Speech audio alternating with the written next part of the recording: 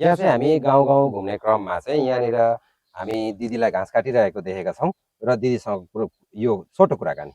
दिदी नमस्ते, एकछिन कुरा गर्न मिल्छ? उसो भने यो माइक्रोफोन तपाईँलाई लगाइदिन्छु ल।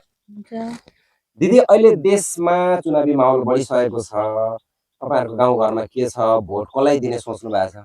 भोट अब एलपी सामालाई, चुनावी माहौल ठिकै छ। किन एलपी सामालाई दिनुपर्ने भोट चाहिँ? पहिल्यैदेखि राम्रै गरिराख्नु भएको छ, त्यही भएर यसपालि पनि उहाँलाई नै दिने विचार गरेको। तपाईँ मात्रै कि तपाईँको परिवार? सबैजना, दुईजना सबैले, आफन्तजनहरू भनेपछि यहाँनिर एमालेको पकड राम्रो रहेछ होइन? यहाँनिर के छ, जित्छ एमाले? जित्नुहुन्छ होला, पहिला पनि जितेको दुईपल्ट। भनेपछि यो पल्टसँग तीनपल्ट हुने भयो है? तीनपल्ट हुन्छ। अनि अरू पार्टीलाई चाहिँ नदिने तपाईँ? अब खोइ त्यही दिने एलपी सामालाई नै। भनेपछि तपाईँ उहाँप्रति पुरा आस्था राख्नु हुँदो रहेछ है? विकास, देशको विकास, ठाउँको विकास गर्नु भएको छ। बाटोघाटो भइरहेछ, विकास भइरहेछ। भनेपछि खुसी हुनुहुन्छ? खुसी नै छौँ। हुन्छ दिदी, धन्यवाद तपाईँलाई ल। हुन्छ। यतिखेर देशव्यापी रूपमा चुनावी माहौल बढिसकेको छ र गाउँघरमा पनि चुनावको असर कतिको परेको छ त भन्ने हामी घुम्ने क्रममा र सर्वे गर्ने क्रममा आज हामी दिदीलाई भेटाएको छौँ र दिदीसँग छोटो कुराकानी गर्नेछौँ। दिदी, यहाँलाई हार्दिक स्वागत गर्न चाहन्छु। हजुर, धन्यवाद।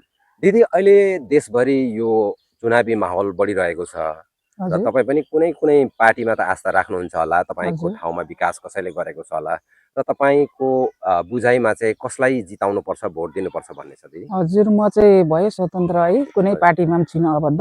हजुर। र मेरो चाहिँ धारणा विचार चाहिँ एमालेको पकड राम्रो छ होइन, सबै विकास पनि गरिराख्नु भएको छ अनि सबै राम्रो भन्छ। म चाहिँ होइन एमालेले नै, एमालेले धेरै काम गर्नुभएको छ, विकासहरू गर्नुभएको छ होइन, सबै बुढाबुढीदेखि लिएर सबैले गर्नुभएको छ। माया ममता है, विकासहरू सबै अगाडि बढिराखेको देख्छु र म चाहिँ एमालेलाई नै चुन्ने अपेक्षा र जिताउने मन पनि होइन, विचार पनि छ मेरो। भोट पनि उहाँलाई नै दिने। तपाईलाई अरूले जबरजस्ती त गरेको छैन नि? छैन। मलाई एकदम हृदयदेखि नै एमालेलाई एकदम सपोर्ट गर्छु होइन। म स्वतन्त्रै हो मान्छे होइन, कुनै पार्टीमा आबद्ध छुइनँ र एमालेलाई नै जिताउने भनेर मेरो सोच विचार। सबैले साथीभाइहरूलाई पनि भन्दै हिँड्दैछु, एमालेले जिताउनुपर्छ, एकदम विकासमा अगाडि हुनुहुन्छ, जेमा पनि राम्रो होइन। धन्यवाद तपाईँलाई, तपाईँको समय लिए।